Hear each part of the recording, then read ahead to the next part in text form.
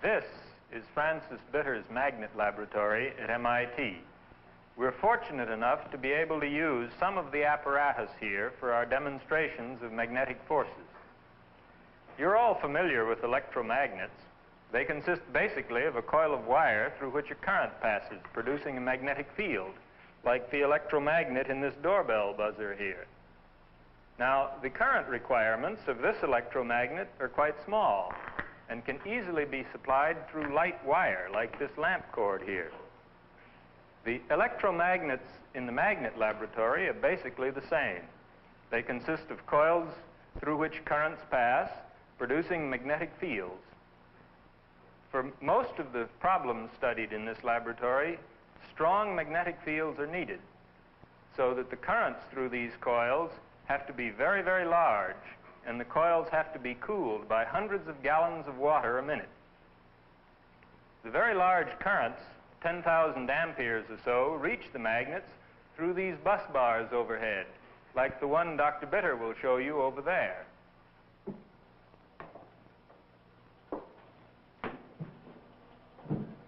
Here we have the bus bars that carry the current around the laboratory and can be fed through switches to any one of several magnets, like the one here.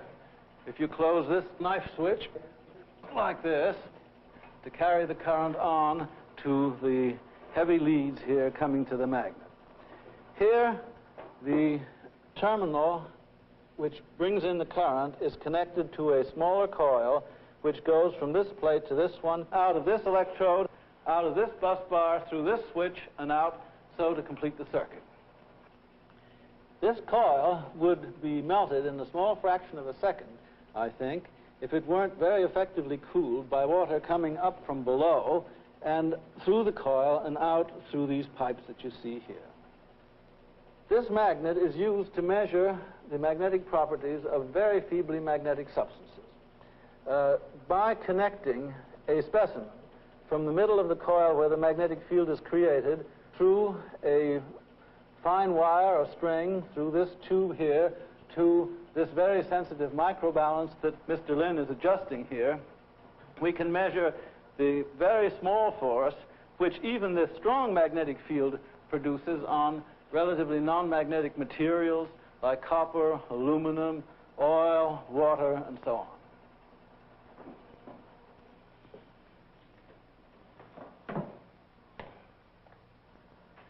Here we have a second electromagnet, and back there a third one.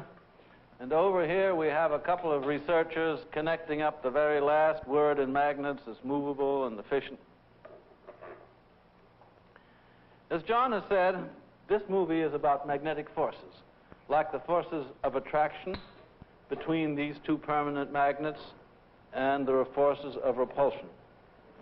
These are the forces which drive all electric motors. We want to demonstrate in this film that magnetic forces are due to electric currents. This you can show perfectly well in your own classrooms and laboratories with very modest equipment. Since we have here, however, these big currents, we want to use them to put on a new kind of demonstration that we've never seen ourselves. We're going to use the magnet laboratory just for having fun this time.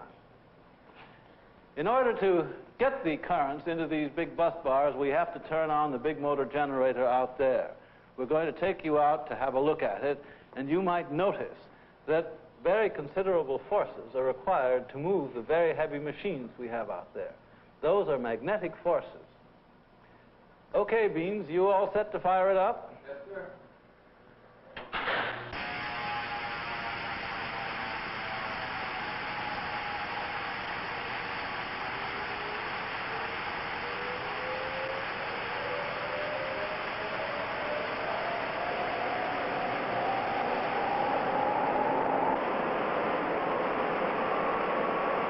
This is the machinery that provides the current for the electromagnet. It consists of a motor operated by current from the power lines and a generator which provides the current for the magnet. I think the size of this apparatus gives you some feeling for the forces that are required to turn it over and some feeling for the current that we will be using in these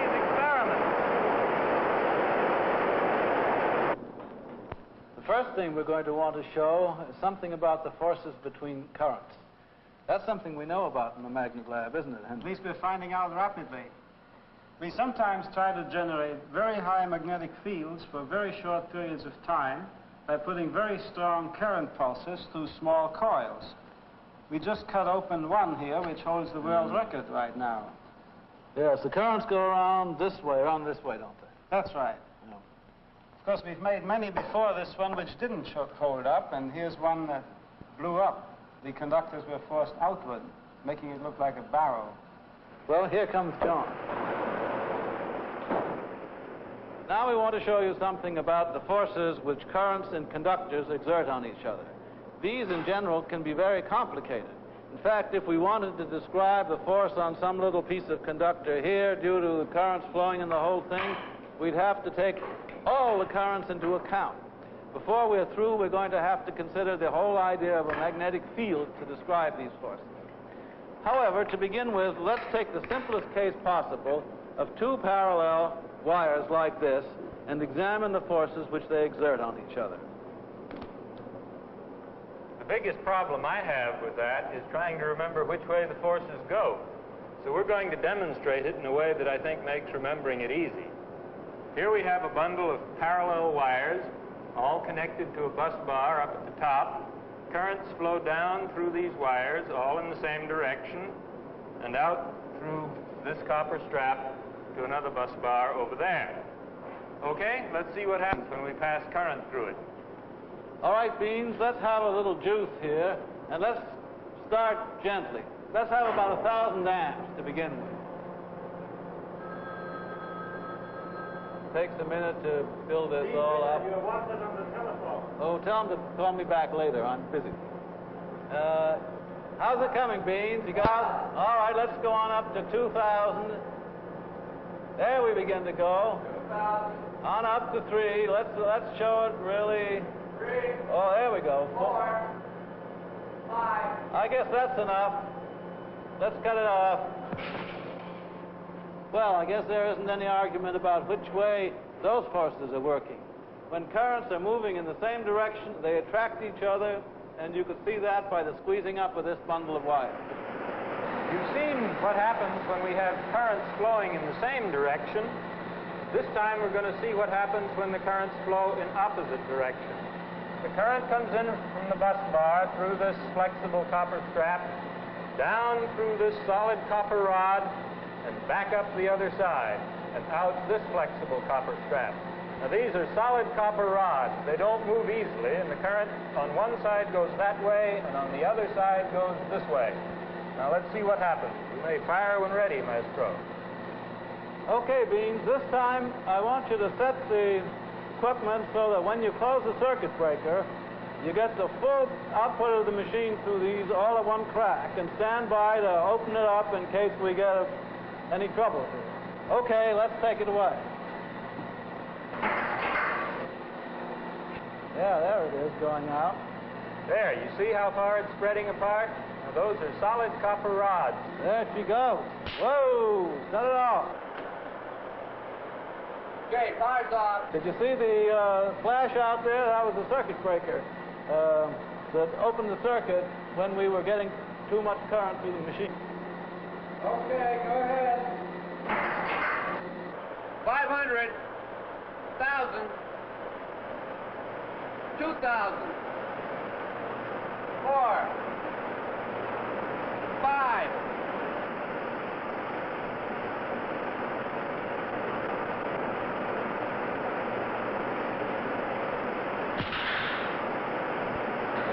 Let's get going on the next experiment. You make the connections while I say a word Okay, about I'll go it. get started. This is a magnetic compass needle that's used to explore the field of the Earth. And we want now to use a compass needle like this, or a whole lot of them, to explore the field around a current.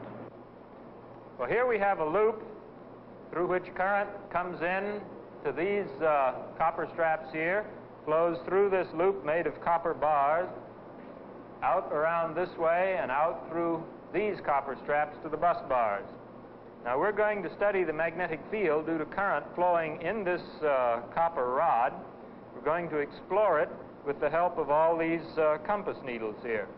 Now right now they're all pointing approximately north and south due to the Earth's magnetic field.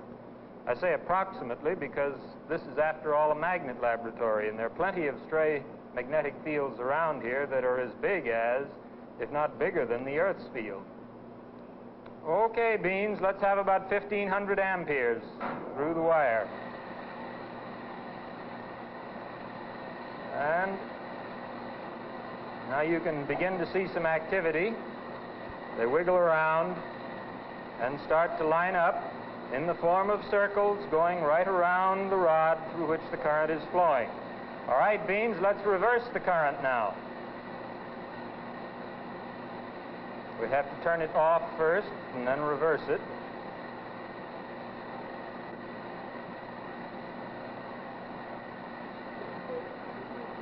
Now, you think you can see what's going to happen?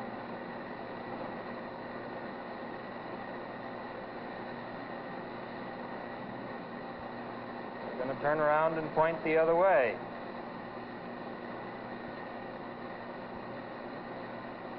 Now you can see they all point in circles around this way. Okay, Beams, that does it on the current. Cut it off.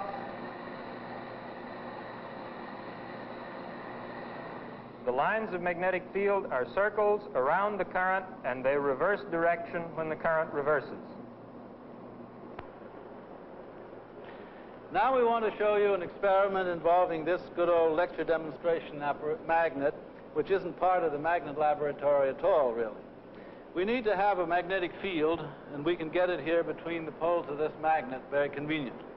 I'll just turn it on. Oh, I better watch my watch. I get it magnetized so much I get sick of having it demagnetized. I have to get along with just setting it every time I see an electric clock. Well, now we have a magnetic field here, and there's a very simple little way of showing this with a few little nails. I think you can see that we have here a magnetic field going from this pole to this one. Now we want to talk about the forces on a current-carrying conductor in a magnetic field. In an earlier experiment, we showed you about the forces between currents. Now we want to leave out the notion of the other currents and really discuss just the force on the conductor in terms of the magnetic field which is present where the conductor is located. I'll put this in here, and we can pass a current through it, through the little mercury cups into which it's dipping by means of these wires, so that we'll have a current at right angles to this magnetic field. All right, let's turn this on.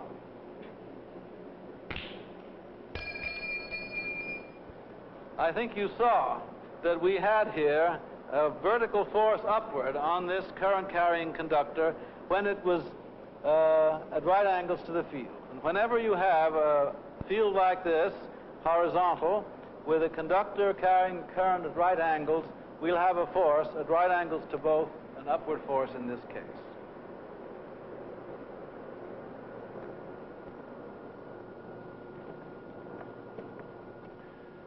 Magnetic fields are produced by electric currents. In a circular loop of wire of this kind, a circulating current will produce a magnetic field that goes through the wire. If we have a whole series of turns of this kind to form a cylindrical coil, the magnetic field will be driven in at one end and out of the other. This is, in effect, a cylindrical magnet, and we want to discuss whether we can describe the magnetic field produced by a magnetized iron bar of this kind in terms of currents.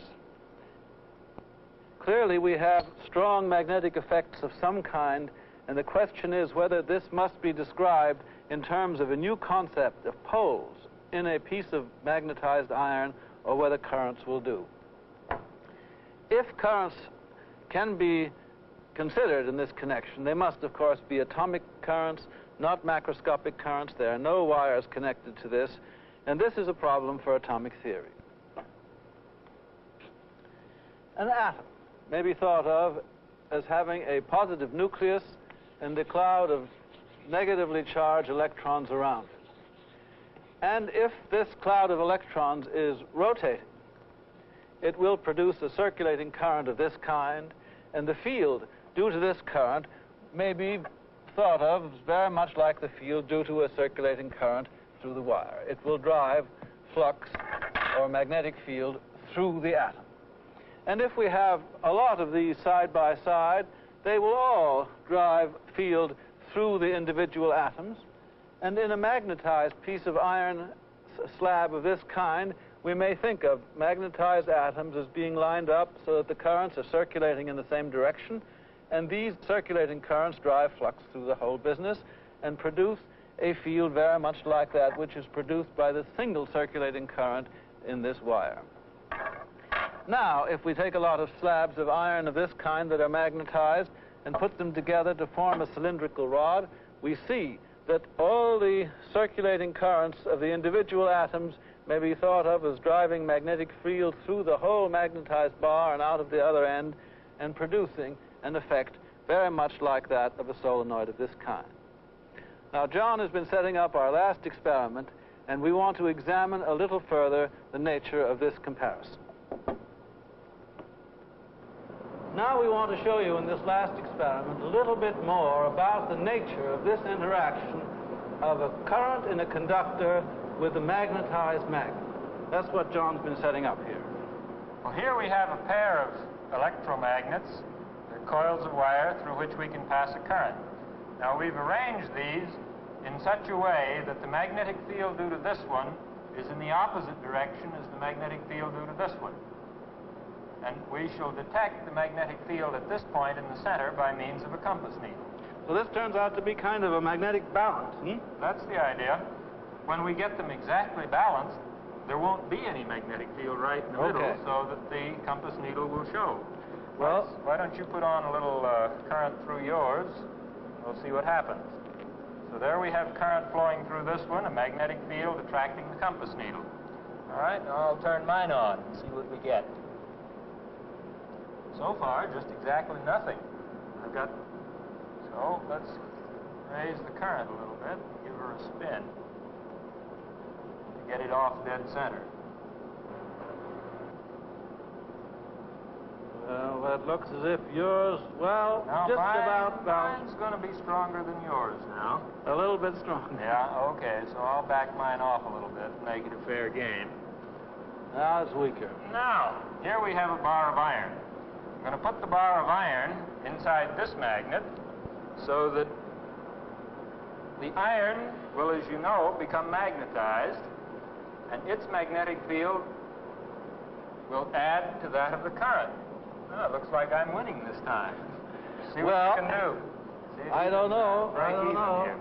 Haven't got very much poop here, but I have an idea. What do you say if we try to connect up the old iron sides out here and see if we can put enough current through that copper winding to counterbalance what looks like currents flowing around that iron rod? Okay.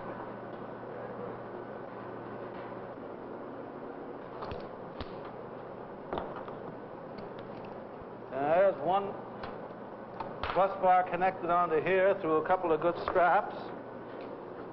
And there we are. Now, are we all clear? Fire away. Okay, Beans. I guess we're ready for a little juice. Okay, here it comes. 1,000. Am I ahead? Yeah, keep going, yeah. I guess we haven't made it yet. Oh, it's beginning to melt. Oh, we haven't made it yet. Okay, Beans, I think that's enough.